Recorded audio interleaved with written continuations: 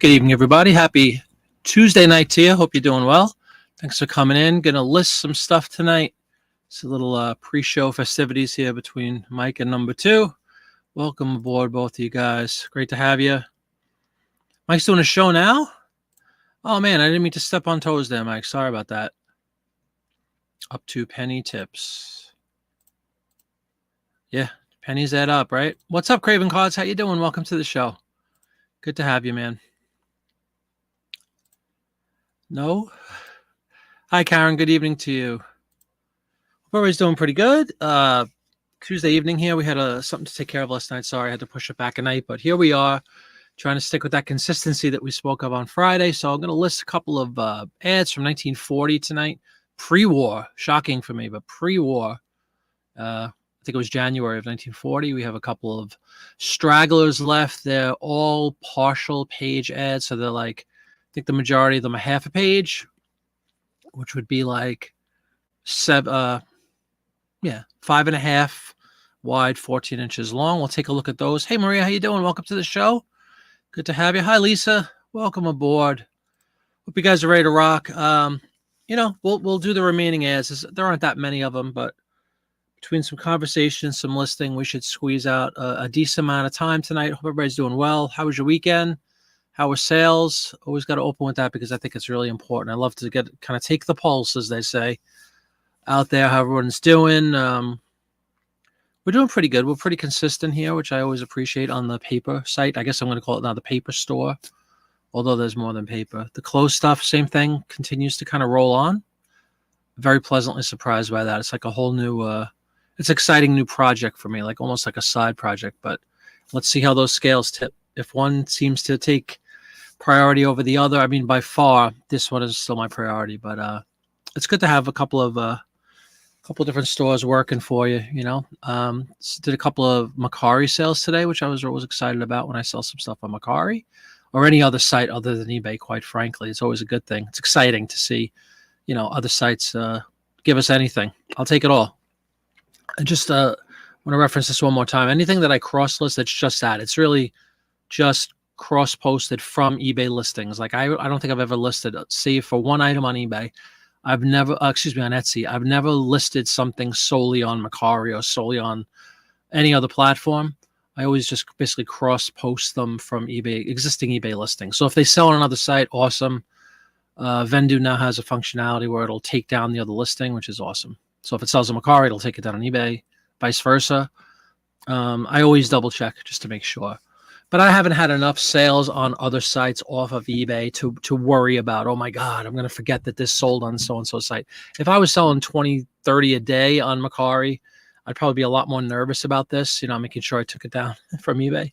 But at this point, it's a handful a week. But I'm just grateful for having some other outlets, that's all.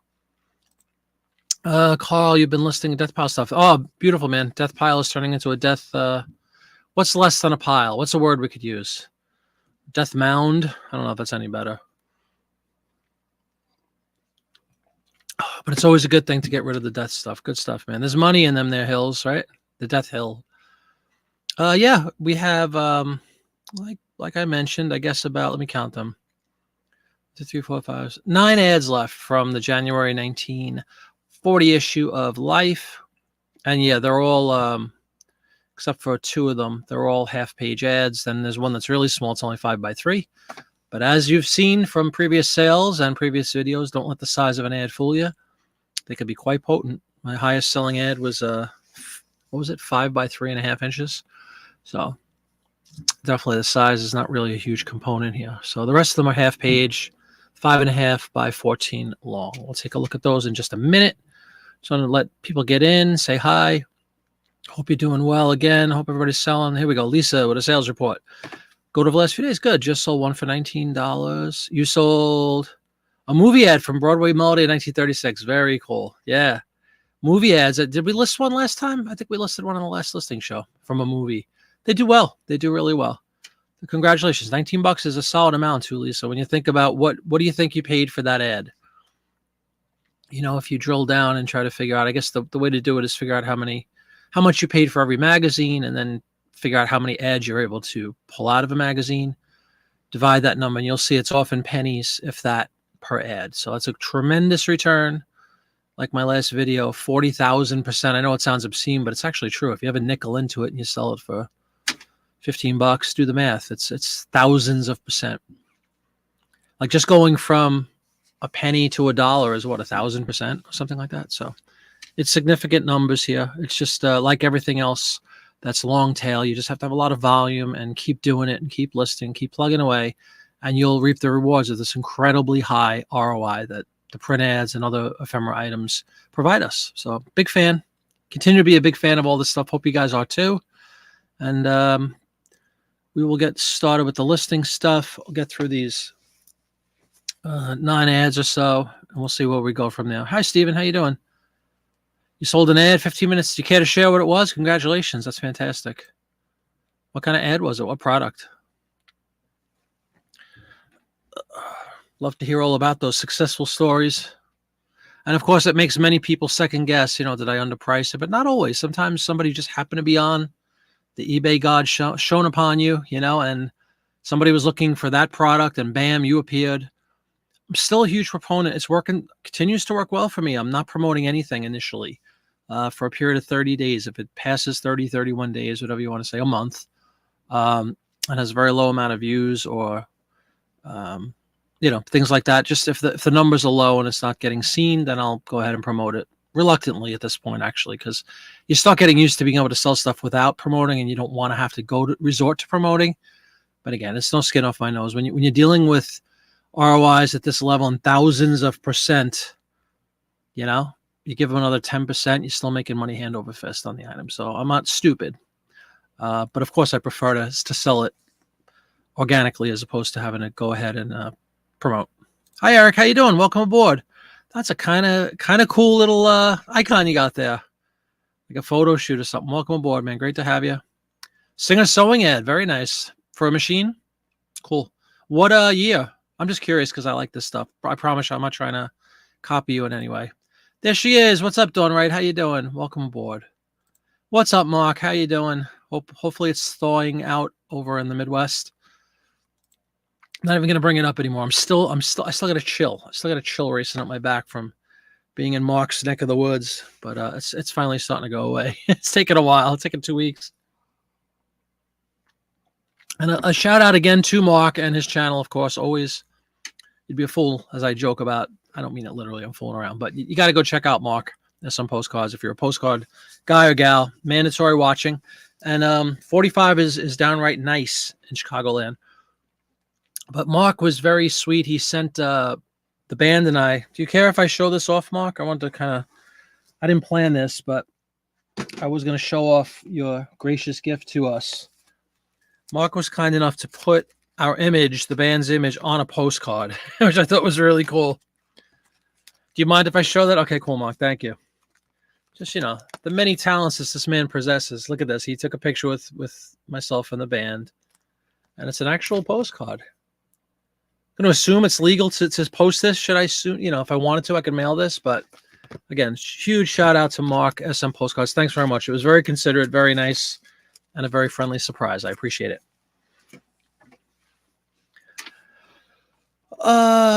Waiting pizza. Sure. Canada has pizza? Yeah, they're coming into... Of course, it's frozen. Latest Home Journal 43. Very cool, Steve. Congratulations, man. Rare exception, you don't pay more than $5 for an entire magazine. So 50 cents. There you go. So that's a beautiful return. Do the math. What's $19 on a 50-cent investment in percentages? It's scary. It's scary how much you make on them. Oh, we're not even going to... Look at Carl. Carl speaking sacrilege here. Obviously not an Italian boy. Yeah, please do. Please spike my attention, Eric. I guess that's true. All I care about is the stamps. 1897 Harper's Weekly Journal. Very cool. Yeah, the oldest magazine I have, Eric, is from 1896. Beat it by 1 year. But of course, 1897. That's phenomenal, man. You have some gems in there. Is it in decent condition? I hope it is. Let me fix something really, really quickly that's bugging me as I watch my likeness on this broadcast. Do I look very pale for some bizarre reason? Let's see if this fixes it. My saturation levels appears to be very low. Yeah, it didn't really do much. Who cares? But that's outrageously cool, Eric. Sell them. You can print out as many as you sell. There you go. There you go. That's actually Carl, the Canadian. Hi, Kristen. How you doing? Welcome aboard. Great to have you, ma'am. Great to have you. Where are you? Where do you where? I was gonna say reside. Where do your travels take you this beautiful end of January evening? Can you believe we're at the end of January, folks? My goodness, being out on the road like that for half of the month, it's really made this month fly by. I know we all sound like broken records. Everybody thinks time goes too fast, but man, this January really has gone quickly.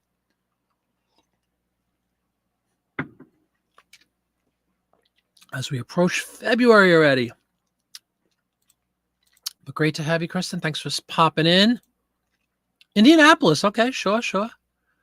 Obviously, it goes without saying also, you have to check out Royal Squirrel on YouTube. She does amazing videos, always out on the road somewhere, usually at the local bin store. So our Nashville one, I was just down in Nashville a couple of weeks ago, so that was kind of cool to have been somewhere where Royal Squirrel is out sourcing and stuff. So check out Royal Squirrel on YouTube.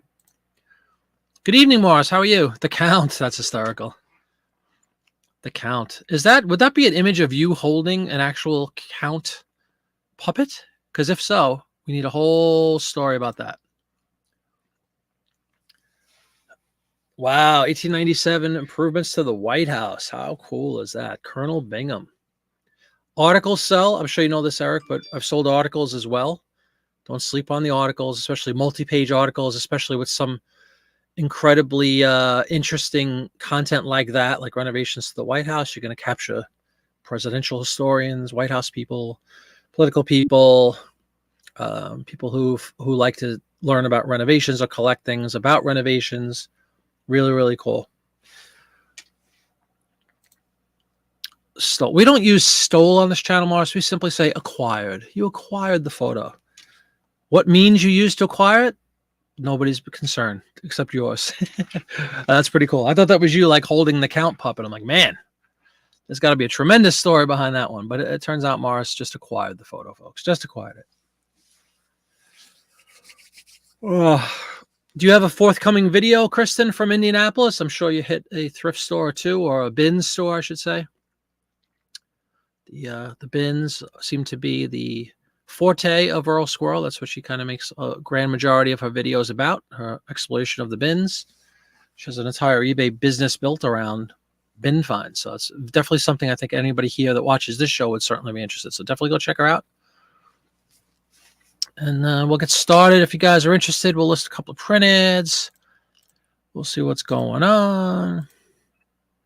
Of course, yes. Video is probably being recorded as we speak, or being edited as we speak, or both. How many videos, roughly, without looking, would you say you have posted already? Kristen, I know you have a bunch. You've been at this for a while. A lot longer than me, that's for sure. I haven't even looked how many videos I have. I don't know why I feel a need to do this, but I do. I want to see how many videos I have. I never really looked. I guess if you go to your channel, how many videos does Jiminy Flip It have out there?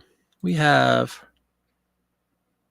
Does it give you a count somewhere? It's got to be a count. Talk to me, Kristen. Where do I find how many videos I have? Oh, man, oh, man, oh, man. 245. There's the answer. I have 245 videos. Wow. It's pretty cool.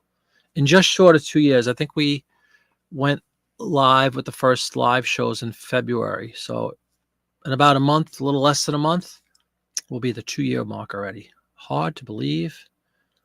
Time flies when you're having fun. Goes to go check. Yeah, I know. Same thing that I just did.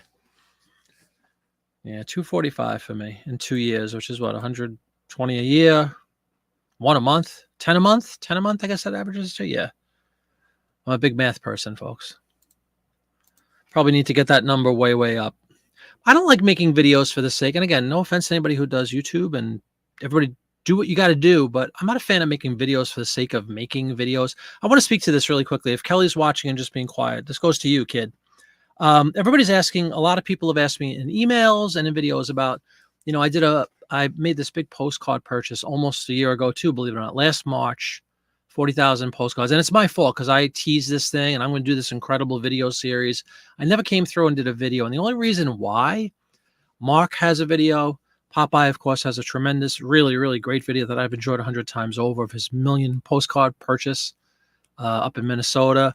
It's just too typical. So many people have done the same video. I went and I got X amount of postcards, yippee for me. And you go out and you show the travel and you show the video. It's been done before, almost ad nauseum. And I don't want to personally fall into that trap of just doing the same stuff that others have done. I'm not trying to rewrite the Bible here or anything like that, but I just want to be a little more original personally. That's just my goal for my channel. I do the live stuff because I enjoy hanging out and talking with people, and I like doing listening shows because they're fun, and I've learned so much from everybody that watches them. But honestly, like video-wise, yeah, I do the What Solds, but that's really just to encourage people. It's not to show off, certainly, and it's not to do something that there's a million other channels that do What Sold videos. I enjoy all of them. I like seeing people's hard work pay off when it comes to reselling, and especially in the niches that I'm known for, which is like the print ad stuff and now to an extent the postcard stuff. I just enjoy showing everybody that watches the channel, hey, look at this. Remember this ad that we listed 2 months ago? It's sold, and look at how much it sold for. Wow. It's really to encourage people and to look for specifics. And I'm very blatant about it. I'll show you exactly where I got it from. I don't care. Go out and get the same magazine if you can get it, like that 1910 issue, the $100, $160 ad I sold last week. Go for it, guys. I hope everybody goes out there, succeeds, wins, and makes a fortune off of these magazines that people step on. Yeah, thank you, Dawn. I appreciate it. Yeah, please leave a like if you choose to do so. I'd greatly appreciate it. Hit the like button. Thank you, Dawn. Sorry, I want to go backwards. I was yapping here. You just go to other people's channels, even less work. There you go. Putting the L in lazy is Carl. You learn so much when you put a video together. Oh, sure, yeah. Mark really goes deep and dives into the numbers and the many components of the stuff that he studies. I think it's outrageously cool. You got to check out Mark. What's up, CJ? How you doing? Welcome. Did I miss anybody? I'm sorry if I missed anybody to say hello to. I hope I got everyone. If not, say hi and say you didn't respond to me, you bastard. No, I'm not kidding. Feature on eBay. I had a magazine from 1941 Friday that was waiting for years. Oh, really? Just talking with us. I have a buddy of mine who's in my band, young gentleman, will remain nameless for now. Maybe I'll have him on as a guest one day. But he's brand new to eBay, meaning he just listed his first 3 items last night. He's in a completely different niche than me, but because of our friendship and because of our, the bandmate status that we hold, he desperately wants to get. He's only 32 years old. He aspires to get an eBay business off the ground. He's doing everything really well. He's doing tons of research. Like, it took a week or 2 before he even got the store up and running. And then we were talking about all of the different aspects of getting a store up and running, the pros and cons, what level to choose, how to list things, how to search for things, how to search for comps. Anyway, he's doing a great job. He's got his first 3 listings up. I think he has 6 now altogether because he did 3 more today. So 6 listings. He has like 10 watches on one item already in one day, which is outrageously cool. Like I said, maybe we'll have him on one day, but that's the kind of stuff I really enjoy. Trying my best to help anyone who needs help. And of course, going out there and watching a million other people's videos who are experts and motivators and teachers is the thing. I look for people that like to teach, not big on the hype and the entertainment. There's nothing wrong with being entertaining. I'm involved in the entertainment business to a pretty high degree. But when it comes to YouTube and it comes to eBay, I just genuinely enjoy trying to teach things I know and going out and learning things I don't know and putting them into my knowledge bank. So hopefully you guys appreciate that. I know I appreciate being on all the time, and I love to talk with everybody, and I love to learn from all you guys because it's amazing the amount of, including Mark, including Popeye, including everybody, Dawn, CJ, everybody who's been a regular for most of these 2 years anyway. I've learned so much from all of you, and I really want to thank you for all of that. I've employed a lot of the techniques that you guys use and that you're, kind enough to share with your audiences. So around and around we go, and we go. Go out, get the same magazines that I put in my if you can, in my What Sold videos, and go sell the ads for the same amount of money. I hope we're all making money hand over fist. But that's really cool, Eric. Whenever you try to reach something and realize when I don't actually have the whole concept of something. I'm sorry, you're speaking back to putting the video together. Yeah, the research involved in putting a quality video like Mark is actually noted for. The seller shipping without sleeve and the glue in a priority. Oh, no, no, no, no, no, no, no. Did he damage? Hopefully it's just the cover and the back cover that suffered the majority of that damage, Eric. That's awful. Did you source it on eBay? You just had a New Orleans video and showed how many different corn fence postcards you found. Wow, see, that's something I don't even know about. So we got to go check that video out now. He's piqued my interest. What is a corn fence? Some might ask. Yeah, I'm in the entertainment business for sure. You did 214. Okay, cool. Yeah, I know. It took me, I clicked around. I have more, but it's probably, the thing about me is most of mine are live shows, which anybody who does live shows know you don't make any money doing live shows at all. And I'm not in YouTube to make money. I'm in YouTube to hang out and talk with people and learn things and entertain to an extent. You destroyed the magazine. Oh, yeah, that's like a knife in the heart. I'm sorry, man. I definitely know that. For me, it's with music. I'm a huge music guy. I collect records and stuff. And if I found something that I've been looking eons for as in the form of a record and it was damaged in shipping, I would be livid. It's not about the money. It's about your desire to get this item, finally have it, or so you think. And then someone's careless about it. I would rip them. You got to ship things properly. If you're going to sell in this niche, use the right shipping. I mean, come on now. Refer this seller to any of our videos that are on the anybody who has a YouTube channel on that's watching right now. That guy or gal needs to be referred to our content and show people how to treat this stuff with dignity. You know what the corn fence is, but only because you watch Mark's video. So there you go. There's a shameless plug from Lisa. I don't know what a corn fence is. I have, preconceived notions based on the two words, but I'm sure I'm completely wrong. What's up? Trying to learn this. Always shoots from the hip, this guy. What's my average time to scan a Life magazine? It depends on how many ads are in there, I would say. But let's use an average of 30 per Life magazine, which is conservative because there's a lot of them that have way more than that. Using my scanner that I have, which is linked below if anybody's interested in it. Great product. I don't know, 30, probably half hour, probably about a minute each, maybe a little less than a minute each. Let's just call it a half hour or so. To me, that's time well spent. Half an hour to make lots of money. Neil from Calamity Photo said he never had tape or glue on any paper. You want to save a cell? Yeah, Neil's a good guy. Neil is in this channel quite a bit. Was in this channel quite a bit, but I know I've talked with him offline and stuff. He's a good guy. He knows his stuff. Knows his photos. Just sold a Christmas. Congratulations, Karen. I just sold a Christmas postcard. Was it yesterday too? One of the ones I put up a ton of them in a frenzy during the month. Probably a little too late, honestly. Right after Thanksgiving, put up hundreds of them. I haven't sold but a handful, but 'tis the postcard market. What are we talking? What's the bottom line here? We'll defer to Mark. 2% sell through, something like that. The average postcard. But congratulations, Karen. That's awesome. Yeah, please do hit the like button. I would appreciate it. And speaking of the like button, let me refresh my screen, which is suddenly paused on my other computer. Because once we start listing, I rely on this one heavily. And now I know it's paused because I forgot to put it on my keyboard. So it's still stuck on the intro. There we go. Yay.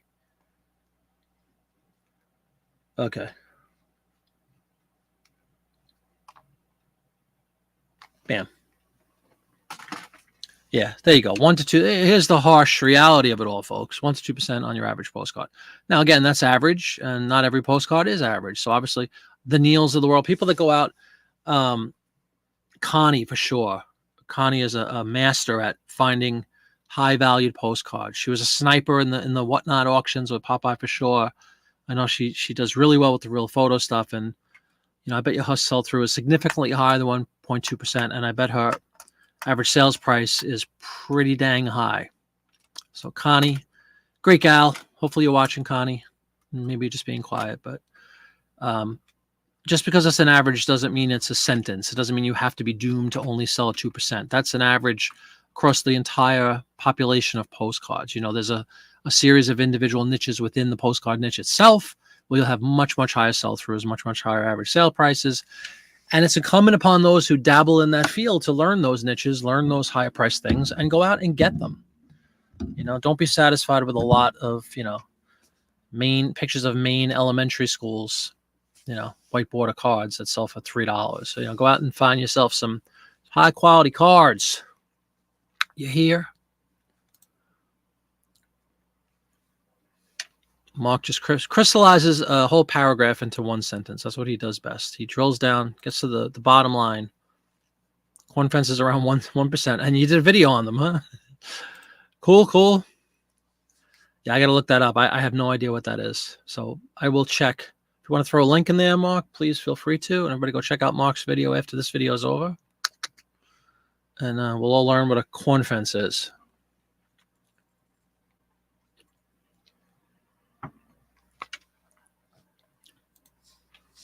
Yes, thank you. Mark is a good guy. He doesn't want anybody to know it, but he's a good guy. Don't have to step away because we have pizza arrived. Okay, enjoy that pizza. Oh yeah, absolutely, Eric. Do you have the same one? Do you have the one I recommended? It is a time saver. Now, with that said, it's a time saver, but it takes time at the same point, right? Like, depending on your DPI, I'm set at 300. There is a video I did a week or two ago per request. I know Karen requested it, several other people. I'm sorry if I don't call everyone out by name. I know CJ was intrigued by it. How to set up the specifics, you know, how to set up all your settings, if that makes any sense, on that scanner. And hopefully it helps everybody. But I'm basically at a 300 DPI, so the scan takes, like, once you hit scan and you put a piece of paper on, probably takes like 10 seconds or so. And you get a super high quality scan. So it definitely helps out.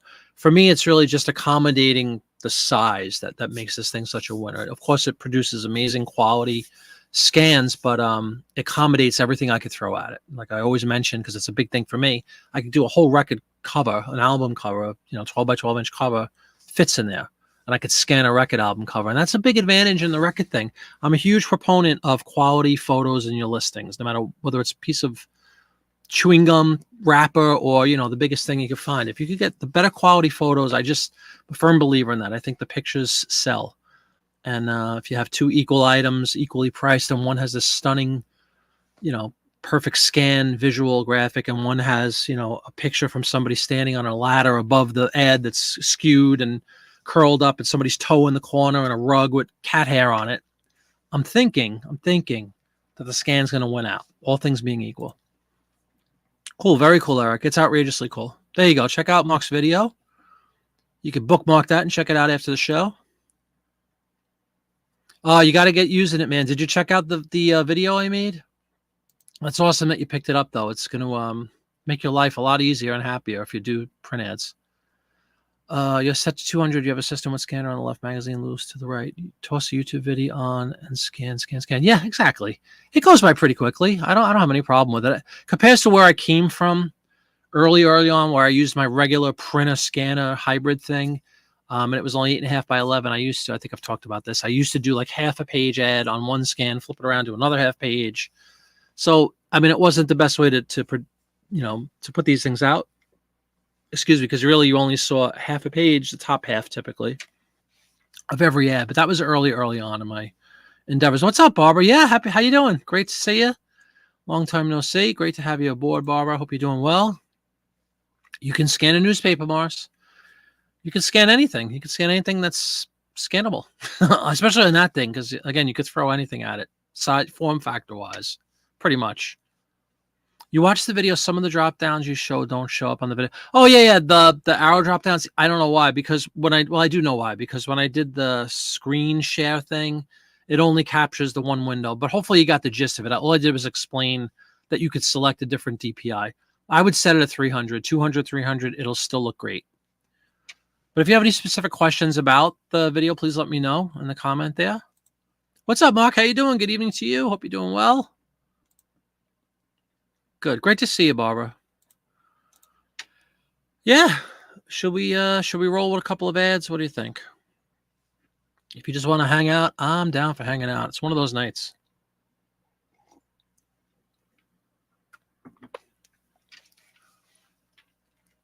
You tell me.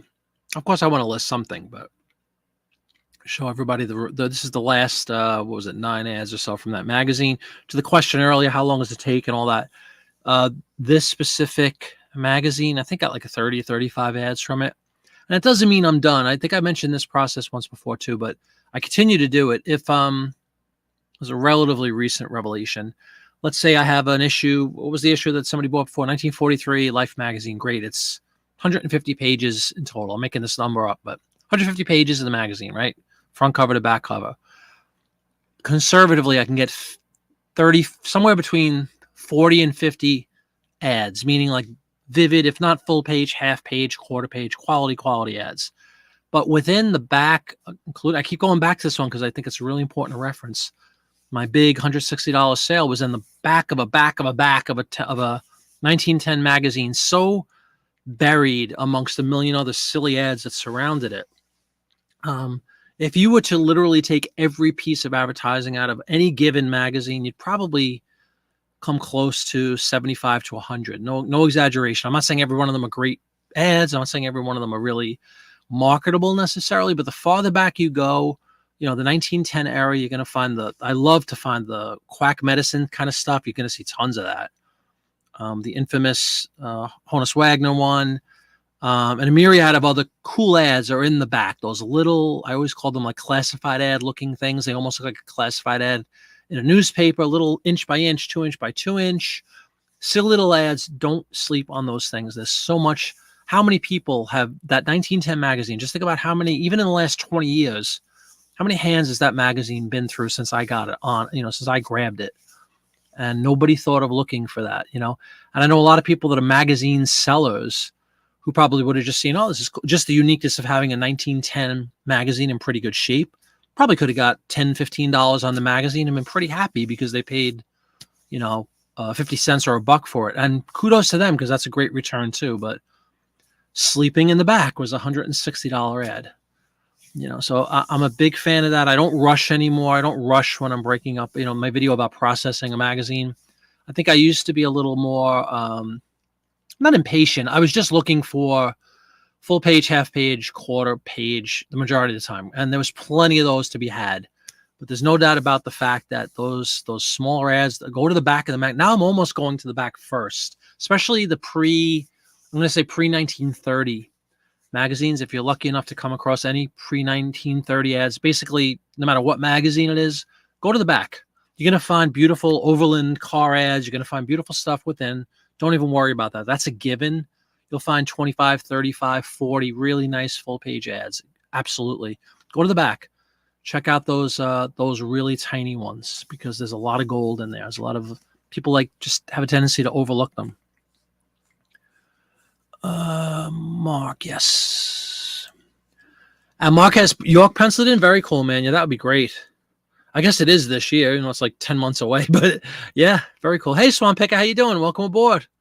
Thanks. Great to have you, man. You will need postcards as you're selling a lot of small lots and have to bulk up by the end. Yeah, there you go. So York will be a required stop for you. Hey, Jim, how you doing, man? Welcome aboard. You never know what someone is looking for, correct? And like I say in some of the videos that I've made, I sold a cream cheese ad. I know it sounds stupid, but it never ceases to amaze me, the things that people collect. People will collect. To Eric's point, you never know what someone's looking for. You never know what people collect. And I'm consistently surprised when I sell specific ads or whatever, I can't believe somebody's interested in that, but sure enough, they are. And one of the best feelings on earth is when you sell aforementioned, cream cheese ad to somebody. The best thing, and it's happened many times to me. I have a video about this too. If you go back in the annals of the Jiminy Flip It history, I have a video all about, try not to let one item be the end of the deal. Go back, say thank you, totally fine within the messaging system within eBay. Keep it within eBay. Never refer them offline. But say something like as simple as, thanks so much for your purchase. I really appreciate it. Hey, do you collect fill in the blank type ads? Philadelphia cream cheese. Do you collect dairy advertisement? Do you collect food ads? and then give them a little link, whether it's ads or whatever else you're selling, photos, postcards. I have X amount of other food ads, dairy ads, and I send them a link to my eBay store, which I've already driven down and filtered on all dairy ads. Let's just say, and there's 150 dairy ads. Give them a link, because you'll be surprised how many times people just see your ad or your postcard or your whatever as a one-off thing. They're not even aware necessarily that you have a store. Talked about this too, and it's really true. I'm sure there's some science behind this, or some research that's been done about this, but I really do believe, much like on Amazon, that the consumer out there, thinks they're buying from eBay. They don't necessarily, doesn't dawn on them that you're buying from a specific person or a specific seller. So I like to bring that point home in a thank you email. Thanks so much for your purchase. I see you bought this Philadelphia cream cheese ad. Hey, do you collect cream cheese? Do you collect, like I said, dairy, food ads, whatever the case might be? They might collect anything that's in that year. They might collect anything that's from that issue of that magazine, and throw in a friendly, hey, I have 50 other ads just like that. Click this link if you're interested. I'd be happy to help you out. I offer, combined shipping, or for free shipping, whatever you want to do to dangle the carrot in front of them. You'd be so surprised how many more purchases you can get by just being proactive and asking like that. Try not to let one sale be the end of the deal. It's not going to work every time, but even if it works once, it's worth its weight in gold, right? Just send a little, hey. My friend and I in the band called him Hey Man emails. Hey man, I saw you picked up this item. Thanks a lot. Did you know we have 150 other ads about Campbell's soup? Here's a link. Let me know if you need any help. Let me know and it's kind of, you're making it as simple as possible, because let's be honest, people are inherently lazy. There's no doubt about that. I've learned that more than anything else doing reselling. People are so lazy. People don't read, all the things we joke about. But with that said, if you handhold as much as physically possible and say, here is a clickable link to my Campbell's soup ads, click the big blue hyperlink, bing. And sometimes you get some more business as a result of that. It's the best feeling in the world. Mark did a test, with 10 postcards the other day to see if a safe search people had will pop up for them. And no luck, no dice. Hi, Marilyn. How you doing? Welcome aboard. Marilyn Bott is here. Good to have you. Sixbar sent me a message. Town was incorrect. Safe searches is a key for buyers. Yeah, absolutely. And they look for those new listings. They often filter by newly listed, which is why I'm becoming a recent convert to the concept of not needing to promote everything right out of the gate. You're gonna jump ahead for everybody that has a safe search out there. And believe me, and I know Mark knows this, postcard people collect postcards. Print ad people, I'm learning, collect print ads or collect advertising, whatever it is. And they do. A lot of them have these saved searches out there. Every time, and they don't care if it's me or Mark or anybody else out there, they're buying from eBay, and they have a search on eBay that says, tell me every time a new Campbell's soup advertising piece is listed. And that's sometimes when you have an example like earlier where you list something and it sells moments later, it isn't always that you mispriced it, believe it or not. I think it's a fear of a lot of people. Oh man, I must have listed this too low. It's not always the case. It might be just that somebody has a search in place and your newly listed item fit their parameters, and bam, you got a sale. They've been looking for that album. They've been looking for that disc. They've been looking for that movie. They've been looking for that postcard. They've been looking for that print ad. So I like to ride the wave, the power of a fresh new listing, not the end and sell similar thing, which I still do, but a fresh new listing gives you a boost just by virtue of being a fresh listing, which is why we should really, aspire to list every day. If there are two cool ads on one, do you list both and remove the second one once it's sold? Sometimes, Morris, I used to do that. Dawn knows all about this because we talked about it. I used to do something called a buyer's choice, and I'd do one listing, but I would put both scans on it. I got away from that because I think it worked like twice, to be honest with you. So just pick whatever you think is the cooler one. I wouldn't personally run the risk of listing both individually, because then it might be very easy to forget unless you have some way to maybe in the SKU or something indicate to yourself a friendly, hey, that's one of two or whatever. There's a front and back on that one. Put some kind of cool, hieroglyphics in there that only you'll understand, maybe in your SKU or whatever else to indicate that, okay, so if the United Airlines that's on page 1 and the Coke that's on page 2, if Coke sells, I have to pull down United Airlines. I don't want to risk that. I very rarely find myself up against it, as far as like, which one should I do? Oh my, just list what you think is more popular. You could also do a search on eBay the sell-through. Go for a product, let's say, whatever. Do sold versus available, and see which one is more popular if you're, in a quandary. I can understand the concern. It hasn't happened that many times to me. Exactly. People think you're buying from Amazon fulfilled, all that stuff. But yeah, there's behind the scenes, there's individual sellers like you and I. I agree totally. So they think they're buying from eBay, and it's a really good idea to push yourself and promote yourself. eBay does a great job of promoting all of us. That's one of the reasons we pay them. But if you really think about the insane return on investment that we can achieve using eBay, everybody likes to complain about the fees. If you really think about the difference in fees, try to go open a store, go pay rent, go pay electric and heat and all that stuff, and keep the lights on, and pay for a staff, and good luck, right? You're 100% on your own. We're giving these fees are our entrance into a worldwide marketplace for very little in the grand scheme of things. I'm really a fan. I'm really a fan. I don't like to badmouth things that don't deserve to be badmouthed.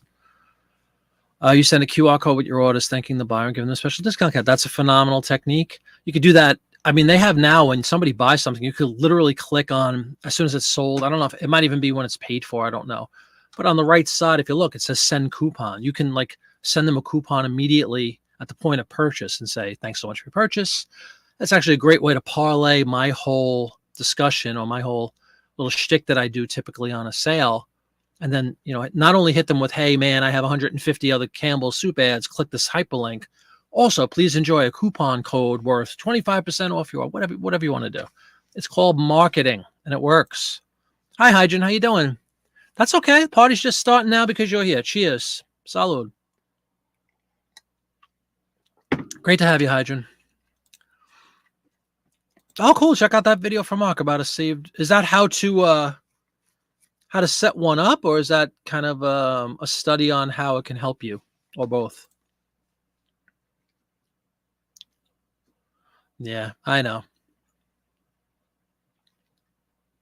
Yep, the coupon code is pretty cool. Again, I don't know that everybody uses it, but sometimes if you strike while the iron is hot, as they say. So if somebody, I like that. I don't know how recent. I think it's a fairly recent upgrade.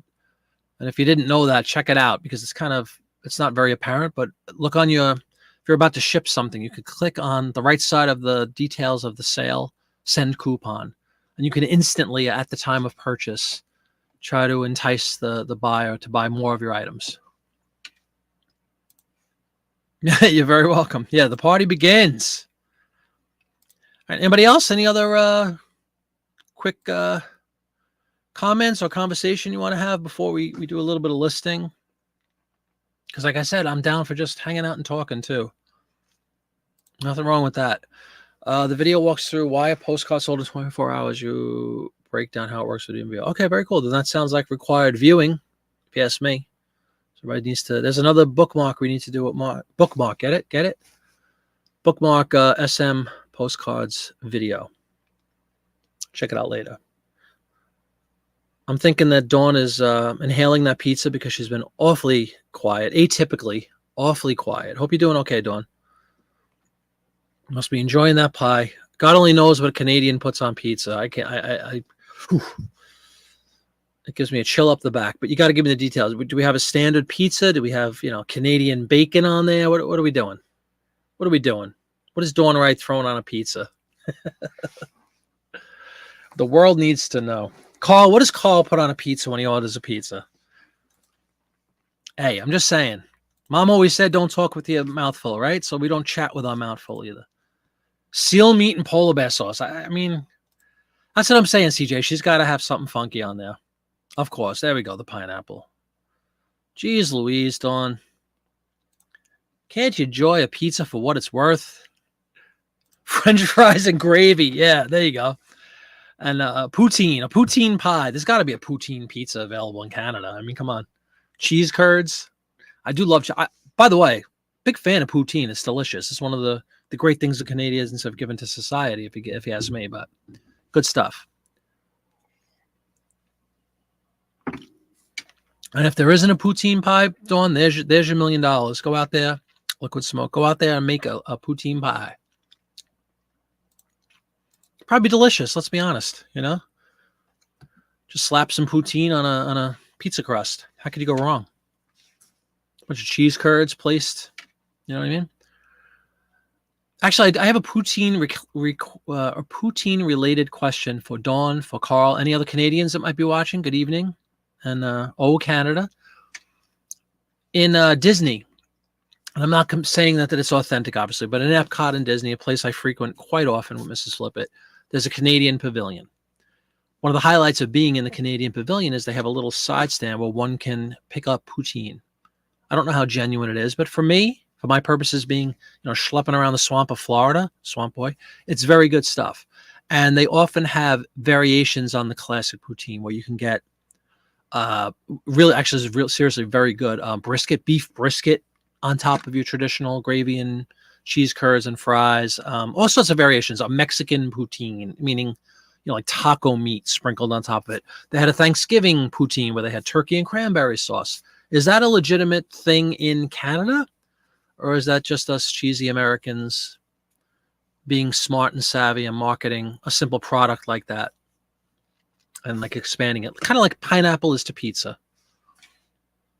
Pulled pork. Yeah, there you go. Okay, so that's a thing in Canada too? Or are they very, are they just kind of set in their ways? Poutine is poutine and never shall a piece of pineapple be placed on a poutine. Yeah, but they call them swine up there. The swine.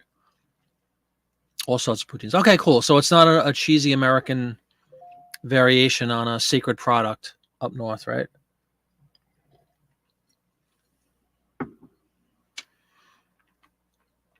I dig poutine, though. Got to admit it. Really good. Never had it in Canada, mind you. Never had it in Canada. Probably a wild boar in the Canadian mountains, I would think. Furry animals.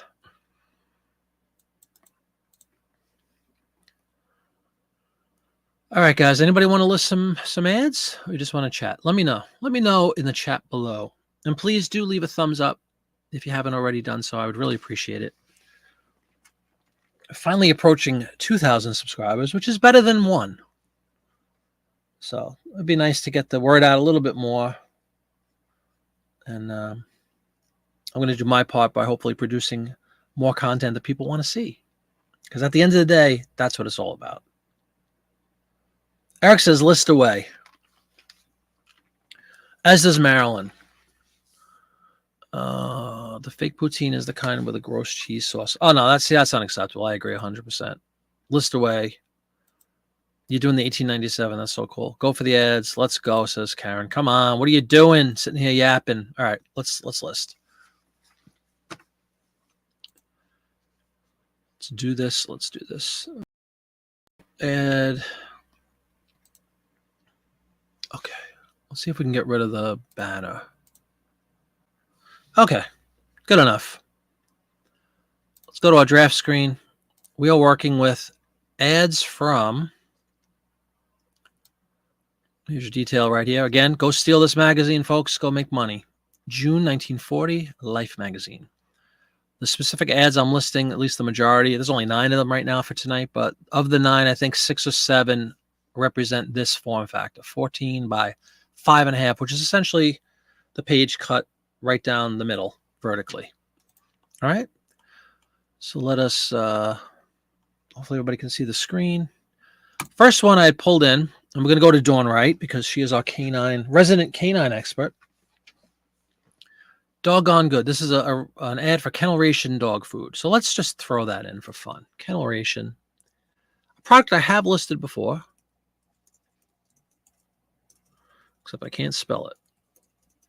Dog food. Let's use the trick that we learned last week. We go edit, category, edit, category, and bam, advertising pets becomes our landing spot. And then we're going to go to, I have a pets category internally, I think. Maybe I don't. That's pretty stupid of me. Why don't I have a pets category? All right, we'll go to, dogs and cats. There we go. I put dogs and cats because nobody counts a ferret as a pet, let's be honest. All right. Kennel Ration.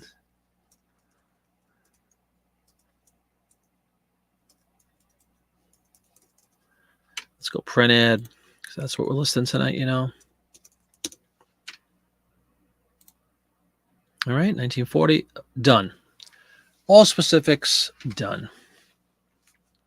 Let's pull up this print ad so we can see a little more clearly.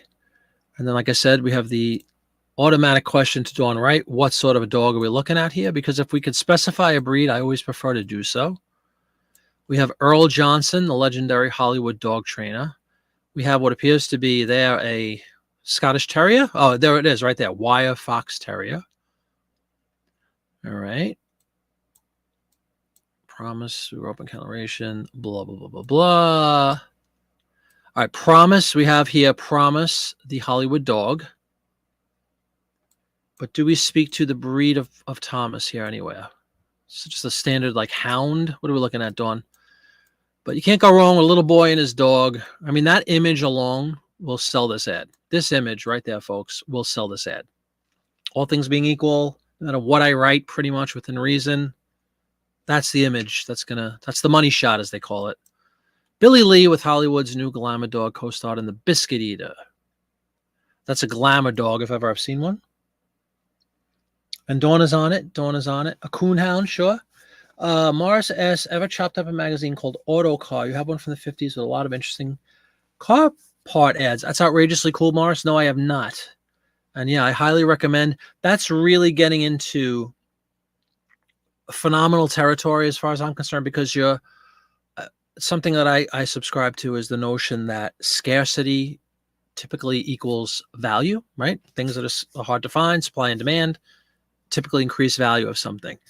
And I don't know how many people are going to have old car part ads from a 1940s, 50s magazine. So good on you for finding that. And I would carve that thing up and get it listed ASAP.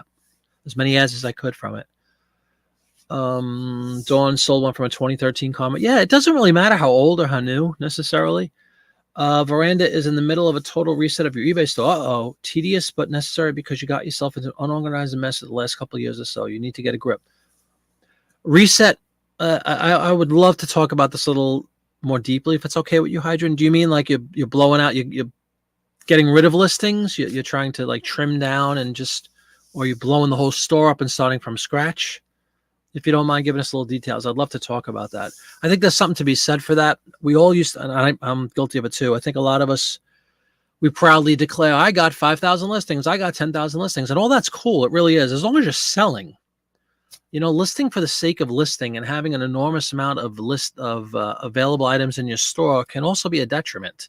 It means nothing's selling, right?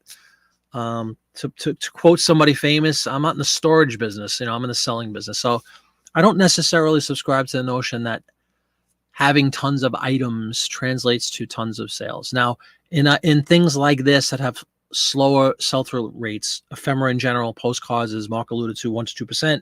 The only way you're going to make any money is if you have thousands of these things listed, or you're really probably not going to do great in this niche if you aspire to make some money doing it. But I'm not a big fan. I'm not going to announce I have 10,000 listings. I have 15. Okay, great. How many just sell, right? So to Hydron's point, I actually I skimmed a lot of my listings as well. Stuff that I've had that have nothing to do with ephemera or whatever. I had tchotchkes listed from 5 years ago that still haven't sold, that we just got either as a gift or whatever, stupid little things that I thought might sell 5 years ago. Beanie Babies, believe it or not, my wife used to collect Beanie Babies 20 years ago or whatever. They'd fallen off a cliff. I just got rid of them. I just took them off of the store. I literally just gave them away. You know, things that haven't been selling in 5 years probably won't sell. Either they're not desirable or I screwed up the listing. So I think that's a very healthy thing to do, is kind of pare down your store a little bit. If you think it has a lot of bloat, I think it's a very healthy practice to do. So I applaud your concept here, Hydron. Again, I really would love to hear more about it. All right, is Dawn coming through on this dog for me? German short-haired pointer, English pointer. Can we just go with pointer for the sake of, instead of denoting German English heritage, at the risk of somebody searching specifically for an English and being a fanatic and saying, that's not an English, that's a German. I'll go with pointer, but I appreciate the wording there. So that's good enough. Pointer. Dog. Pointer. Boy. hunting. Hydrant has a small store, 200 listings, and you're doing an inventory because you have moved stuff around. You also have a ton of pics previously taken that you're now organizing in a, as we all wait with bated breath for the completed sentence there. No, I know, Dawn, you're right. But maybe it's more broad, but maybe it captures both. Like if somebody's looking for whatever reason for a German pointer or an English pointer, I'll get both of them. My boy CJ is saying English. You know what I mean? And I'm not doubting your expertise by any stretch of the imagination, Dawn, right? Marilyn says they're fuzzier. So Marilyn pulls back her German. Karen also says German. And Dawn's extremely specific, saying a treeing Walker Coonhound. Now, what's wrong with throwing in Coonhound in addition to? I think nothing. So there you go, Dawn. We'll throw that in for you. What else we got going on in this ad? It's Hollywood. Anybody ever see the movie 1941? I took my first date in 80, I think it came out, to see the movie 1941 with John Belushi and Dan Aykroyd, produced by Steven Spielberg. It was kind of a bomb. Treat Williams is in it too. I saw it like 3 times in the movies. I took my first date ever. So the trivia question is, what was the first movie you ever took a date to? 1941 in 1980. But anyway, there's a whole scene about Hollywood. And it's kind of funny. If you know the movie, you'd be laughing like I am inside. All right. Well, there we go. I think that's going to do it for this ad. Pricing it the same. Thank you for your input as far as the dog breed. I really appreciate that. I think it's very important if you can list a specific breed to do so, because there are people, to Mark's point, who collect. Hi, Diane. How you doing? Diane chiming in with the German wide-haired pointer.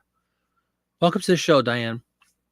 I think that there are people that are out there collecting specific breeds of dogs. In fact, I know for a fact there are. So it's kind of important, if you can, to have that breed notated in your title or somewhere within your listing. Welcome to the show, Diane. Thanks for coming in. There's one down. 8 to go. Another town and one more show.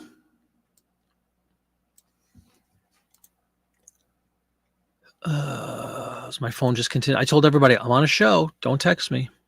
Non-stop texting.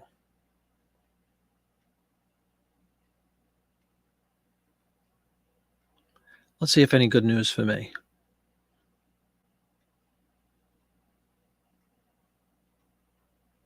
Okay.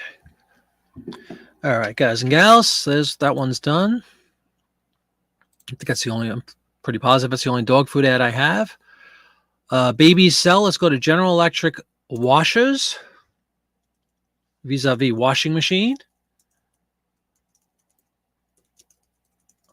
Let's put it in its proper category to start the game.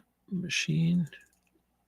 If anybody has any questions about the title format I use and wants to contradict it or anything, I'm all ears. But really quickly, for the benefit of anybody who might be relatively new, this is the way I do it. Doesn't say it's right or wrong necessarily. It's just the way I do it. I put the year first. I put the product, the company name second, and then I put what it is, what they're hawking, what they're selling. Third, print ad, and then the rest is just for keywords, like things that we find intriguing, like a dog breed, for instance. Anything that kind of sticks out and makes your ad unique. You want to throw in the form of keywords at the end, but the essentials are right up front. Assuming that the grand majority of people looking for print ads that collect, and people collect, they might be looking for everything 1940. So I got that. All things General Electric, I got that. Electric washing machines, I got that. And you want to attract those people first and then kind of funnel down to specifics. At least that's the thing I subscribe to. You're very welcome, Diane. Thank you very much. And thank you for contributing your knowledge. Everybody, this is a mutual admiration society. That's for sure. I probably get far more than I give out every show I do. And I really appreciate that. All right. So we have General Electric.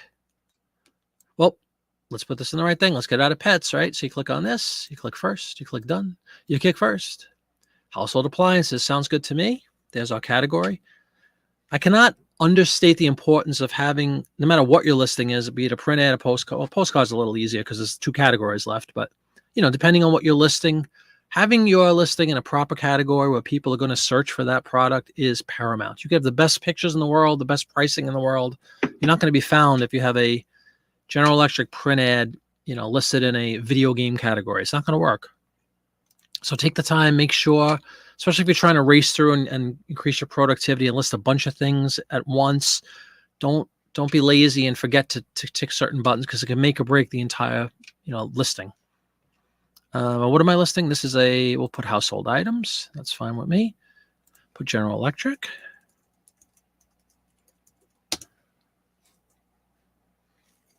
So I'm pick about 75 magazines from 50 to 60 popular mechanics, others like that. Awesome, man. Have you gone through and sussed out some groovy print ads? I hope you have. If you want to share any, let us know. Anything cool that you found? Uniqueness is a good thing. All right, so there we go. There's the nuts and bolts of the advertisement. Now it's the fun time, which is blowing up the image and looking for some cool things that we can highlight in the form of keywords. So we got babies. Babies sell. That's why they put them in the ad. It's not nice. Oh, we got kitty cats too. Dawn, right? We got kitty cats. We got mom with a obviously skewed head that looks like a copy and paste job. Literally copy and paste, like Elmer's paste. So that's a terrible photo, actually. Look at her head. Obviously misplaced.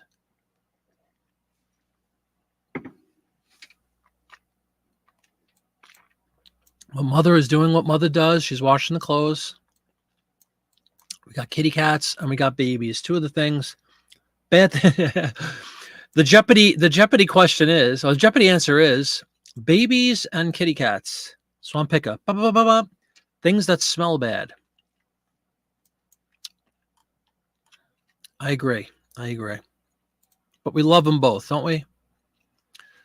So it's now choose your poison. Babies. Do we put babies first or kitties?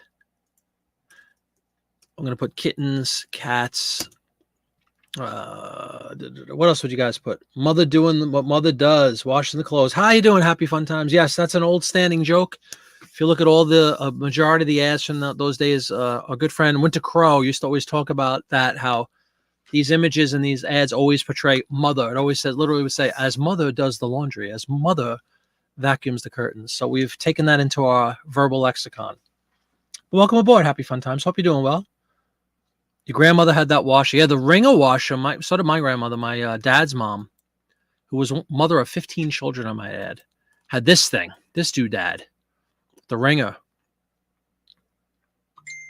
Good stuff. Yeah, it might not have been a General Electric, but the concept was very similar.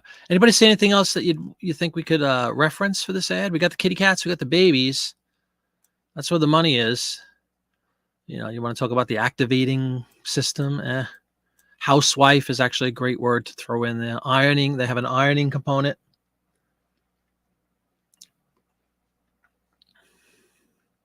Apron, a lot of things you could pull out of this.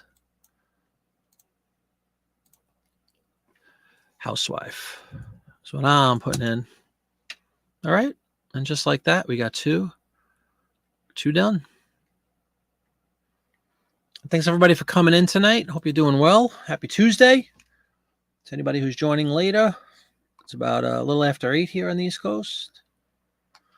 Welcome to the show. Feel free to contribute your thoughts, concerns. All ears.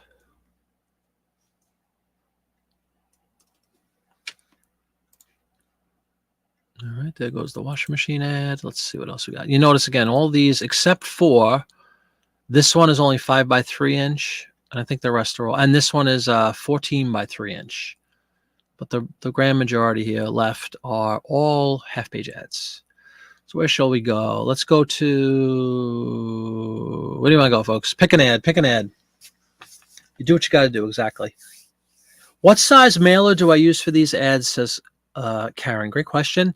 Because they're still 14 inches long, Karen, I use my standard, is it 15 by 11, 15 by 13, something? Rigid mailers. They go well. If it's really small, like this 5 by 3, I have a step below that, same rigid mailer. It's just a little bit smaller. We'll call it 8.5 by 11. I think that's right. I'm not positive because a lot of the Good Housekeeping ads can fit in that 8.5 by 11. I'm pretty sure, Karen, but because you still need that 14-inch length, for these anyway. All of these are still 14 inches long. So I need to accommodate that space. It is actually, it's interesting you bring this up because it drives me nuts to an extent when I'm wasting some of these rigid mailers, which ain't cheap, folks, ain't cheap. But there is a listing. There is a link down below if you're interested in them. They're great products. I've never once, knocks on wood, had an issue with anybody saying that they arrived damaged or folded or any of that nonsense. I've always had great success with my shipping and my feedback around shipping. With that said, I do, a little part of me dies every time I throw these tiny little, slivers of paper in these giant mailers, but all in good fun. And, at the end of the day, I just want to make sure that my buyer gets their ad in a perfect condition. Unlike certain people who bought this magazine, they've been waiting their whole life for, and it comes all ripped up and destroyed. So, a little money, a little extra money, maybe out the window, a little, not the most economical use of these mailers necessarily, but I think it's well worth it in the grand scheme of things because most of my ads fill the whole thing. And for these one-offs, they deserve the same level of protection as the larger ads, is my view.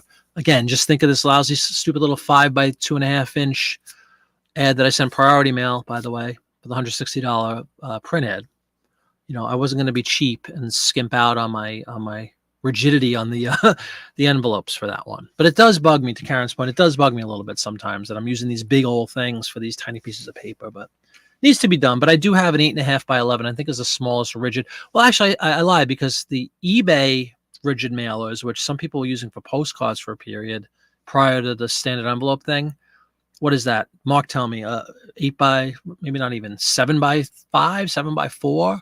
You could use those theoretically. Like for this one, this 5 by 3 hires ad, maybe I'll throw that in that. It's still a rigid mailer. Those are the free ones, free quote unquote, that you can get with a store subscription.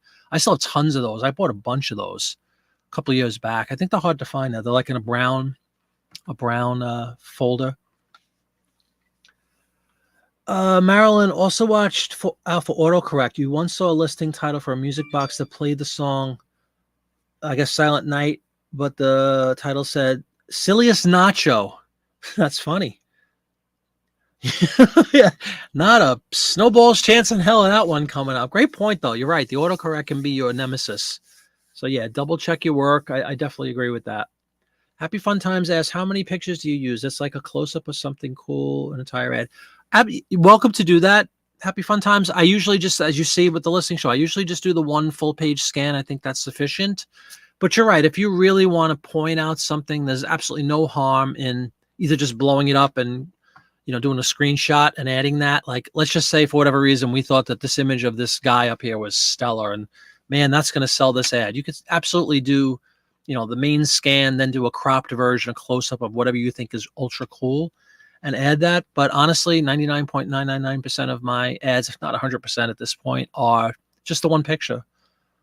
And when you download your listings quality report or whatever from eBay, I'm pretty high up in print ads. The thing is, there's no print ad category. It says advertising food, advertising clothing, like it drills down. It doesn't give you print ads. But I'm pretty high in all the ratings. However, every single one of them says suggested, add more photos, add more photos. I've never had any need to, though. It's just busy work. If you have a good quality scan, which is why I recommend using a scanner if you can afford it. And you could accommodate all these different form factor ads. Just get it up there. One killer scan where somebody can zoom in, to a ridiculous level. Like, let's just show you for fun. We'll do this one next, and I'll show you the blow up of this. I mean, look at how, and this is what, 300 DPI. Look at how detailed we could get if we chose to, right? And this is from a buyer's perspective too. When they're on my listing, they could zoom in to see the tread on the tire. You could see every little matrix dot. I mean, it's incredible. So, like, why would you need to take 4 pictures of this ad? Like I said, if for some reason, if I'm just making this up, let's say that hat was, highly sought after, highly collected, it has some tremendous emblem on it or whatever, and you wanted to highlight that, you could absolutely whip out your old, snipping tool, whatever, copy that, carve that out, add as a secondary scan, even put it as your primary photo, that's fine. But at the end of the day, look at this thing, the ability to zoom in, the clarity. I just stick with the one. I'm very cautious about the way I list. I'm not rushing, but at the same time, I want to be as productive as possible and use my time wisely. Jackie Jack Cha-ching! Congratulations, man. What'd you sell, Todd? What'd you sell?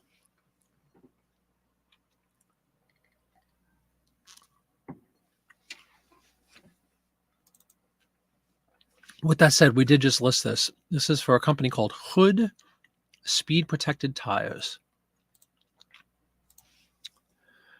For simplicity, at least at the onset, we're just going to put Hood Tires. Pretty positive they're not going to have their own category, but we'll find some sort of automobile category to put them in. Like a generic tire company thing is fine with me. You see they have BF Goodrich, and then they have other tire advertisers. This would fit into other tires. Karen, would you put these smaller ads on a backing board for support? Feels like they would be floating around in the big mailer. I'll tell you what, the wonders of static electricity seem to keep them really, really well intact. And also, just so you know, and I know a lot of you guys know this already, but the plastic, again, I'm sure they have a link below. If not, anybody ask, I'll give you a link to it. The clear plastic mailers that I put, not mailers, the clear plastic folders, whatever the word is, that I put the ads in first, they're resealable. If it's a smaller ad, like the tiny ones we just saw, I'll fold it down almost to the top so that, just to Karen's point, so it's not floating all over the place. But honestly, the static keeps it in place. It really does. It keeps it well. I put them all the way down to the bottom. Then I'll fold it down to like half an inch above the top of the ad. So if it does move, it's moving for a very, very, yes, sleeve. There you go. Thank you, Dawn. It moves for, a very small amount of movement. And it's a non-rigid mailer. It's a flat thing. It's not going to bounce around like something fragile would. Eric puts smaller advertisements in top load card holders. Totally cool too. Whatever you got to do, whatever works. A postcard of a diesel train Todd sold. That's awesome, man. Congratulations. But that's a good, Eric with a good thing. He a good idea anyway. He uses the top loaded card holders. A lot of us use those for the postcards. You could use that for a really small ad, but that doesn't quite supply enough rigidity for my liking. It's good enough for a postcard, but for a $160 tiny little piece of paper, I went all out. He still paid his $450, the buyer, for my standard shipping on print ads. It was only 6 ounces in weight, which I made money theoretically on the postage. However, I did upgrade to for my own. Actually, it was really for my own selfish calmness and stuff. You get the insurance, $100 insurance, I think, for priority, and I just wanted to make sure it got there in a timely fashion. So it was like another $2, $3, or whatever it was to upgrade him to. And then again, it's all perceived value, as many have said, but it's really true. You go out there, and I even sent a message to that effect. Hey, man. Always starts off at hey, man. No, I never say hey, man. But basically, I'm saying, hey, man, thanks so much for your purchase. I know you know how special this piece is. I said something like that. To that end, please accept my free upgrade to priority shipping via USPS.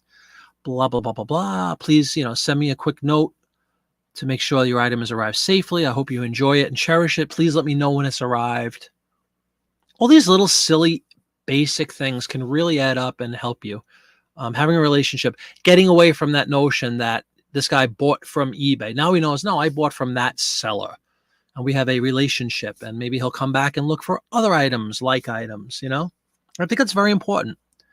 You don't want to be lumped into I sell, I am eBay. Not that that's a bad thing necessarily, but you want to distinguish yourself and market yourself as an independent business owner using eBay platform, for the ends that you want to achieve. Small postcard sleeve. Yeah, you could use exactly. To Mike's point, you could use a postcard sleeve for a really tiny one. That works fine. Eric does sleeve top loader than a small rigid sleeve. Only thing to damage is a fire. Well, yeah, you can't avoid that, right? You've been thinking about rolling ads in a small box. See, to me, and I'm not saying there's anything wrong with that idea. If you think it's more cost effective and provides more safety for the ad, then that's cool. But believe it or not, to the point made earlier, I would worry about something like that in a box potentially bouncing around. But I don't know. Maybe I'm overthinking that. Marty, was it the Colton's mint chipset? Yes, that was the high value one. You thought CJ thought the same thing. If rolling it would use a tube. Yeah, that's certainly true. Right. If you used a tube like you would use for a poster, I think that would be cool. You know, more than one way to skin a cat, as they say. I don't think there's anything wrong with talking about different techniques and stuff. I'm pretty consistent when it comes to my shipping techniques across brand, across product types. All right, so we do have a automobile ad is my proprietary store category, where entire advertisements. The company is Hood.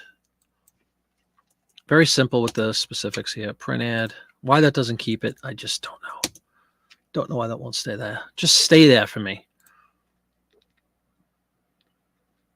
Still in the same 14 by 5.5. I like to give a gander down here, make sure that my specifics or my description lines up with my specifics.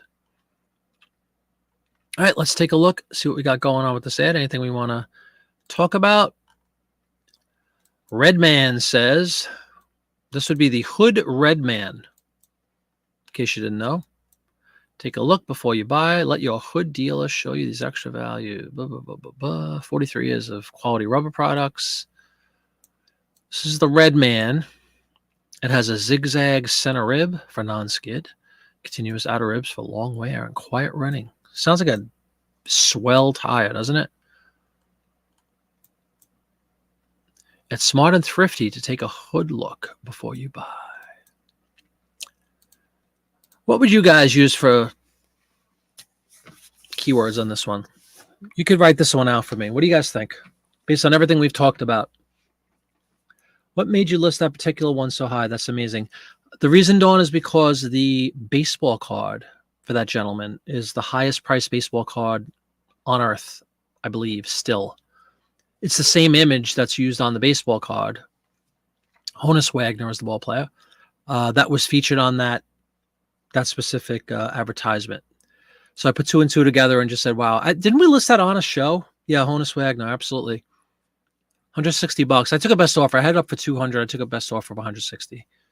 But yeah, I just banking on the popularity of the baseball card being such an incredibly high. Go look up a Honus Wagner. I don't know what year it is, but it's probably around the same time, 1910-ish baseball card. I think it's the highest valued baseball card on earth. Or it certainly, it certainly was at some point. If it's not, if it's been surpassed by somebody else, who knows? But yeah, that's the reason. And it's the same, like I said, the same image that was used on that. So I just said, hey, price it to the moon, see if there's because don't you know, people collect baseball stuff, in case you didn't know.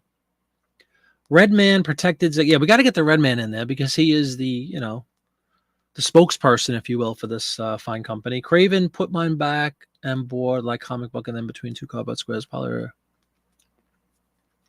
All those methods, I hear this often about boarding in general because so many people in the comic book industry obviously do that. Comic book sellers board it.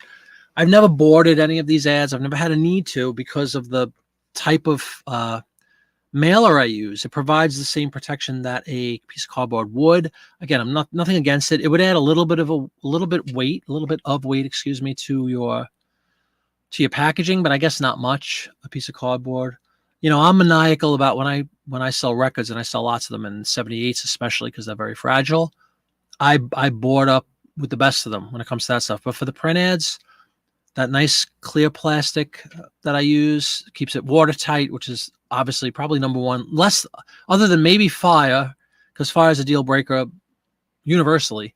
But water and paper don't mix. So my goal is to keep the moisture out because even though it's not raining where you are, you're shipping your print ad from Pennsylvania to California. Odds are along the journey, it's going to be outside at some point, and it could be exposed to rain, wind, sleet, snow, all the above. So I always make sure I have the waterproof protection primarily, and then secondarily would be the non-bendable mailer that I use, which is kind of like cardboard material, almost like a thin cardboard.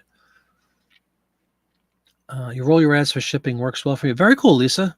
You roll them and put it in like a poster canister kind of thing?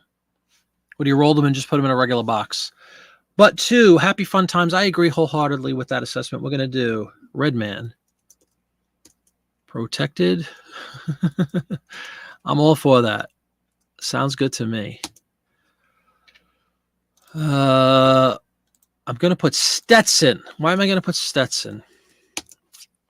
I'm not saying it is a Stetson, but the hats that all the guys wore, all the fellas wore, their hats, very, very apropos. For men, actually, until like the 50s, look back at anything, every guy wore a hat. It was just part of your ensemble. Pretty much, even if it was casual, everybody wore a hat. And the most popular, probably arguably, of the hat brands was Stetson. They were called a Stetson. So I'm going to, just for fun, throw in the keyword Stetson for this. So in case there's a guy out there, a gal out there, I doubt there's any gals out there that collect Stetsons, but if they do, I'm your man.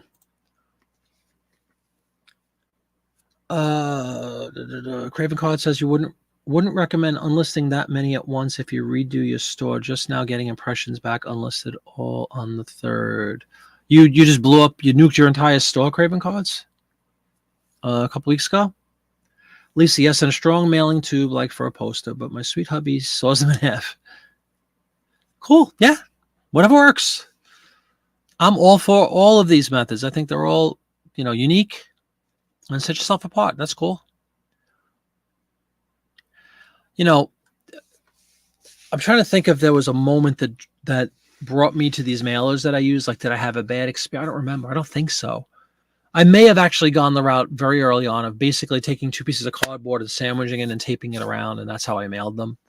And then I found there was a better way for me anyway, instead of having tons of cardboard around the house, of buying these mailers, these rigid mailers. But whatever method you use, whatever you feel comfortable with, that at the end of the day, all we need to do is deliver the product safely to our buyer, right? Especially delicate old pieces of paper. So I think all these ideas are great ideas. Dawn has seen that some sellers roll as you're just not that good at rolling paper without creasing it. I think the seller 237 does it a ton. Yeah. Whatever you got to do to get it there, get the feedback. I get stellar feedback. I have 100%. Again, knock on wood, but seriously, I always get like rave reviews about shipping, which is probably the thing I'm most proud of, almost beyond the item. When somebody says, ad was great, arrived on time and shipped with love, or shipped with great protection. I really like that. I really enjoy that. To me, that's mission accomplished personally. Kind of take pride in that. Because unfortunately, a lot of people don't take that same level of pride, and your stuff comes, screwed up. Defeats the whole purpose. You did all this work, you sourced something, you priced something, you did all the research, you listed it, and then you ship it, you ship it in not a proper way, and you get a bad feedback, or you get a disappointed buyer at a minimum. Not cool. Just finish the job and protect them. So whether it's a roller, which is a good idea, or any of the other methods, whatever it takes to get it there safely, I'm all for. Let's go to the Florsheim dress shoes next. Famous brand. I think it's still around. I used to buy for work. I had Florsheim. I think they're men's shoes, but we'll find out for sure. I'm going to put men's. It certainly looks like it. And we'll do our trick.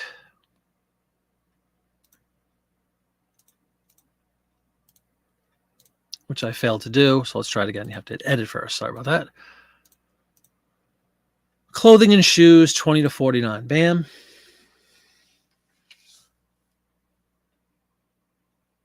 What is the plastic I say for waterproofing? If you look below let me look really quickly before I say this. I'm pretty sure I have a link to it. Happy Fun Times. They're just these clear plastic. Let me see if I have it. Oh, wow. Maybe I don't have it below. Shame on me. I'll put a link in for you. This is not a paid, I don't get anything back for it, but if you're interested in getting them, they come in multiple sizes. They're basically just clear plastic folders or something that you could put your ads in. And seriously, the static kind of keeps them in place, and they're resealable. You pull off a little thing, you fold it, and they're water sealed. I'll give you a link in just a minute. What are we listing? Shoes, clothing.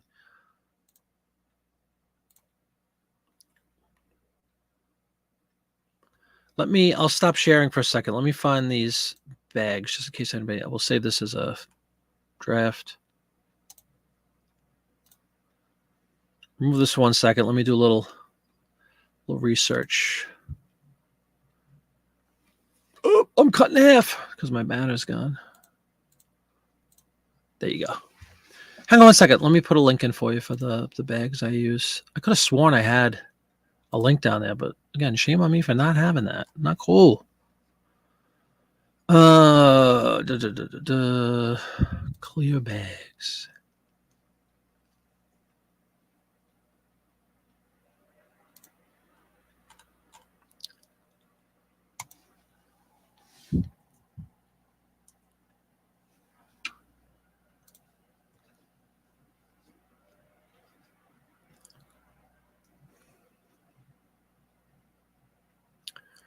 Do do do do do do do do. Clear bags you use for strong and shipping. All my print ads. Visit clearbags.com. Oh, there you go. Thank you very much, CJ. CJ just saved me some time. Yeah, go to that website. Yeah, and there's a code you can get a discount. Thanks, CJ. Awesome. Yeah, check that out if you'd like. They work great. They really do work great. Okay. Let's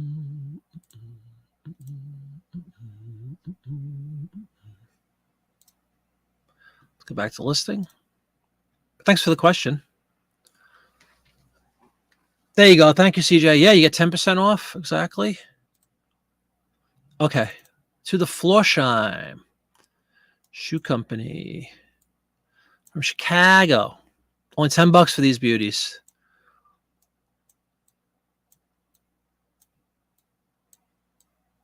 All right, so there's certainly men's shoes. We've discerned that. Company is Florsheim.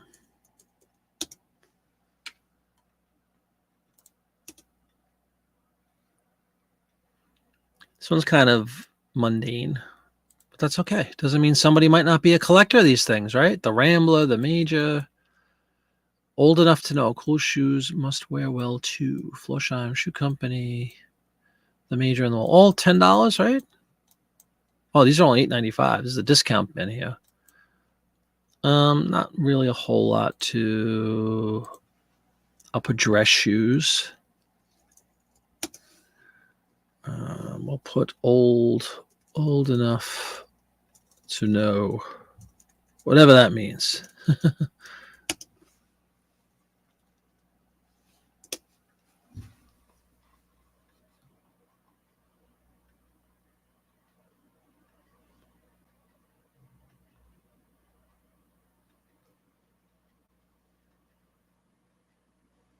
All right, happy fun times. Do you see the product now if you're interested in it?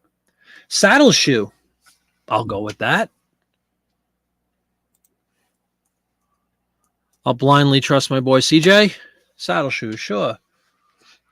Anybody want to confirm or deny that that is a saddle shoe? Aren't saddle shoes like girl shoes, like school shoes? Cool. Okay, you're very welcome. Thank you. Check them out. They're really good products. And again, I have those in multiple sizes. I have some smaller ones that I use for the smaller ads. They come in a multitude of sizes. Just pick the one that's right for you for what you're listing and what you want to use them for. But they do a wonderful job. They're resealable, which is huge. And they keep it, watertight, which is a huge, huge, huge help. All right, we'll list that one.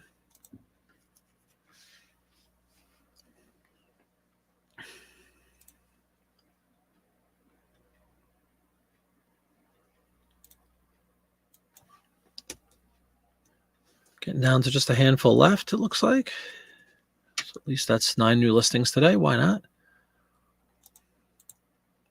Do you guys have listing goals for yourself? Do you set listing goals, be it quantity of listings or total dollar amount listed on a daily basis? Does anybody hold themselves accountable to that idea that they want to list X amount a day?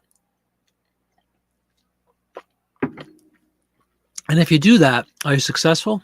Do you meet your metrics every day? Most days, some days, never. If it's never, you might want to reassess the goal. All right, we have a Zenith Radio. 50 a day for Eric, 50 listings a day. I'm assuming not $50. I like the notion of doing a dollar value a day. Like there's nothing wrong with either technique. Whatever you choose to do is fine. But instead of just saying 50 listings a day, what if the value of those 50 listings is only $100? Just making that up, whatever, because you're listing a bunch of cheap postcards. Or what if, you do one listing and your listing price is $150? So that's an interesting. I try to get, for a while now, I've been trying to do 100 listings a day by hook or by crook. I haven't really achieved that much recently, unfortunately, because of all kinds of other stuff going on with the tour and all that stuff being gone half of this month. But I still like that idea of 100 a day. But again, I almost think a better way to look at it is dollar value a day. I'd love to list, whatever it is, $200 every day, $500 worth of value every day, listed value, $1,000 every day. And then the volume of listings almost becomes irrelevant as long as you achieve a dollar value every day. I've added a potential to earn another $500 in my store today. I like that idea. Lisa needs to run. You're very welcome. Thank you very much. It was a great evening, and thank you for coming in. I appreciate it. Todd's going to be listing up a storm, new computer, beautiful. New laptop or new desktop? Karen's trying to get 50 a day between postcards and print ads. It's still a goal. Gotcha. No, I get that. Marilyn says bye. Bye. Eric, typically try to list $10 plus, so minimum is 500 a day. Cool. So you subscribe to that notion of a dollar value on a daily basis. I think it's a cool idea, a different approach. If anybody's never thought of doing it, it's a nice idea for sure. It kind of, it's almost for me, it's a bit of an eye opener. If you just look, like all these ads tonight, I have at $12, right? So if I do 12 times 9, what is that? $108 in value. Now, granted, this is just for the purposes of doing a show, and I'm being ridiculously slow and talking in between it. But there's $100, basically, hanging out. There's $100 in potential enlisted value. If I wanted to be aggressive, I think the $500 a day thing is extremely attainable. It really depends on what you're listing, like so many other things, right? Depends on what you sell, what you're listing to help you get to that value. But I think it's interesting, if you've never considered that before, to maybe consider for your business, what's a dollar amount? What's a total dollar amount you would love to add to your store every day in potential value? It's a good way to look at it. It might change. It could change those numbers. Karen thinks she wants to list 50 a day, but what if she really thinks, well, I'd love to have $500 worth of value added every day. Maybe you don't need 50 listings. Maybe you can suddenly change that and say, oh, great. As long as I list 10 items that are worth $50 a piece and, do the math all the way along the line, you might find yourself needing to list less items, per se, but still achieving a dollar value on a daily basis. Just something, fresh approaches, different ways to look at things. Zenith Radio. Everybody knows Zenith for TVs, obviously. So it's pretty cool to see a Zenith Radio. And there we go. Utilities or radio. I would love $500 in sales a day. A lot of people do that and way more. It's what you sell. It's what you sell, man. It's what you list, what you sell, what you source. One of the beauties of eBay, right? You could do whatever you want.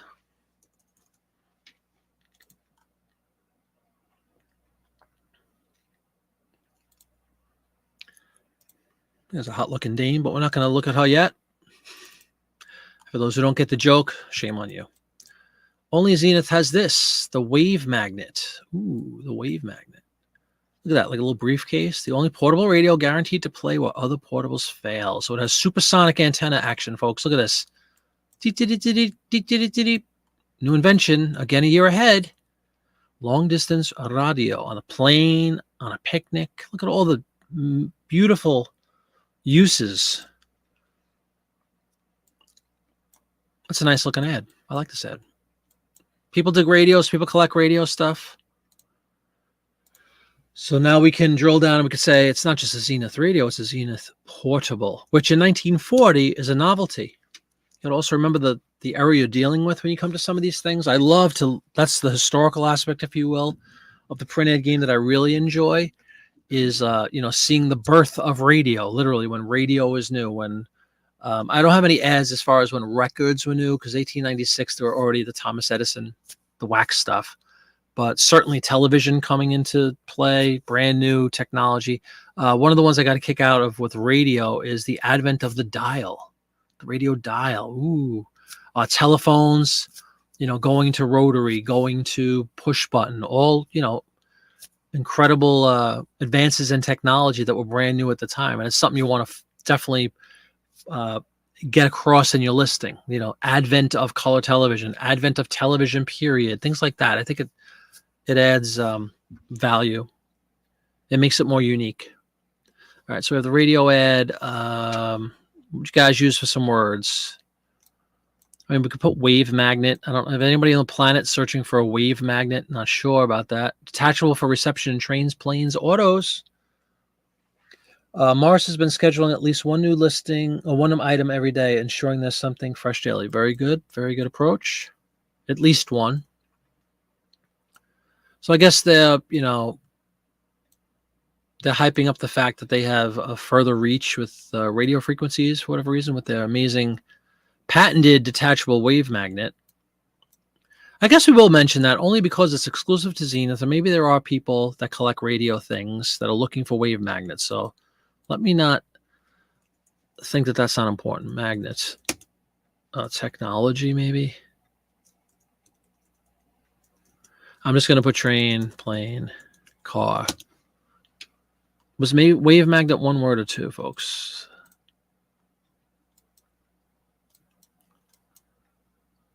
One word. Obviously, a made-up word. Just realized you haven't had a sale today? Yeah, that's some nonsense right there. Come on. All right, folks, that's going to be that one. I think that's pretty good. We got the trains, we got the planes. So on the off chance that there's a train collector out there that wants all things trains, it doesn't matter what the product is. If there's a choo-choo train in it, they want it. They got it here. Plane guy wants to collect 1940s planes. Bam. Here it is. Trying to attract multiple collector groups with one ad, if at all possible. Another absolute goal of mine every time. Don't just look one side and say, this is a radio ad, that's it. Well, yeah, sure, it's a radio ad, but it has other components that might attract other collectors outside of just the radio collector.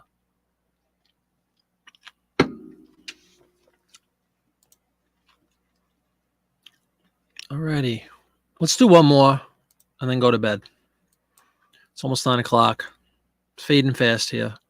But it's been a fun night, and thanks to everybody for hanging out for an hour and 40 minutes already.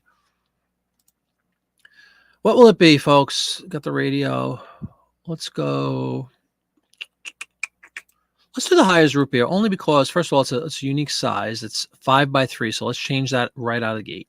Tiny ad, and it's actually the mythical dimensions of my highest price print ad ever, so luck be a lady tonight. No, I'm kidding. 5x3, in the words of Sinatra. Hires. Hires root beer stuff sells. Hires knee-high cola sells well. Hires root beer. Should get us into a nifty little self-contained category. There it is. Hires root beer. Has its own. You have a winner when you're selling something that has its own category, product name category. That's usually a good sign. It means there's a lot of people collecting it. Beverage in my proprietary store category. Hires root beer would absolutely be the brand. Is there anything else you need to fill out? Of course we do. Print ad, because it won't save that. Eric, in his 1897 magazine, has found Earl & Wilson's linen collars and cuffs best in the world mini print ad. Oh, yeah? 1x2. My smallest I've ever listed is a square inch, Eric, just so you know. I'm not competing with that specific ad, but I've listed a square inch ad. Quack medicine, some kind of baldness cap thing, electrolysis, whatever it was. So, but that's a tiny ad. No denying that. Median price, $116, you say.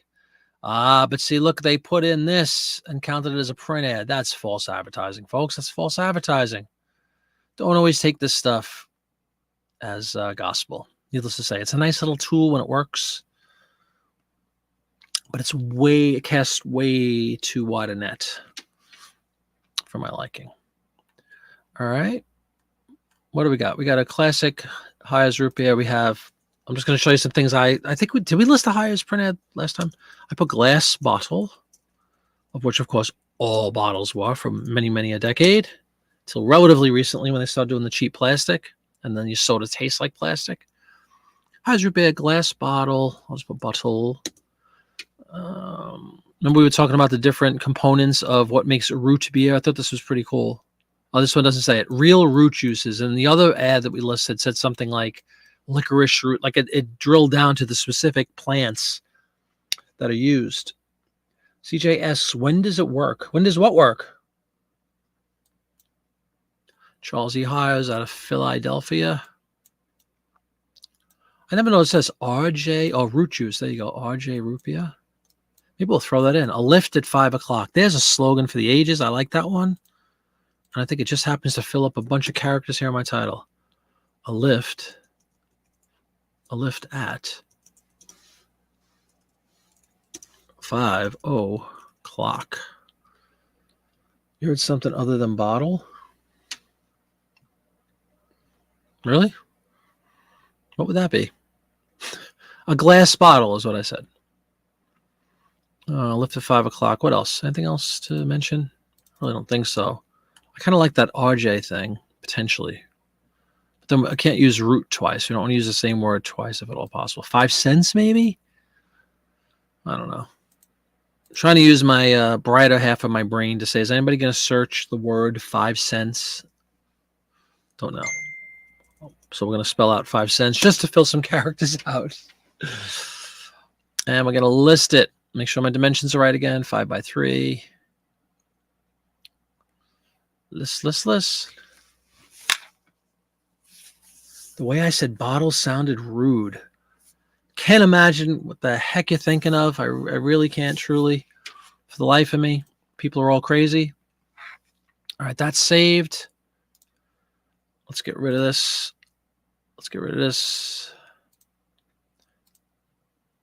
Put my banner back up. There we go. Thanks, everybody, for coming in tonight. Hope you had some fun. Thank you for all your input.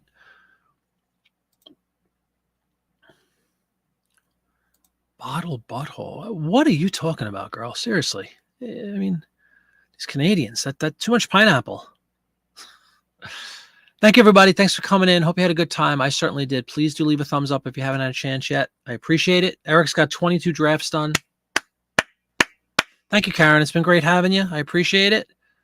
22 drafts. What else? Somebody else applaud themselves. I love this. The 1897 Earl and Wilson linen collars. Look at that ad. 1 by 2.5. That's a tiny ad. But I bet you it sells. Bye, Hygiene. Thanks for coming in, everybody. I'll see you. What's today? Tuesday. I'll see you on Friday night.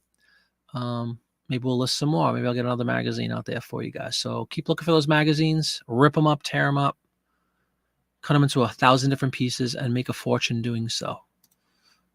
I'll see you Friday. Bye.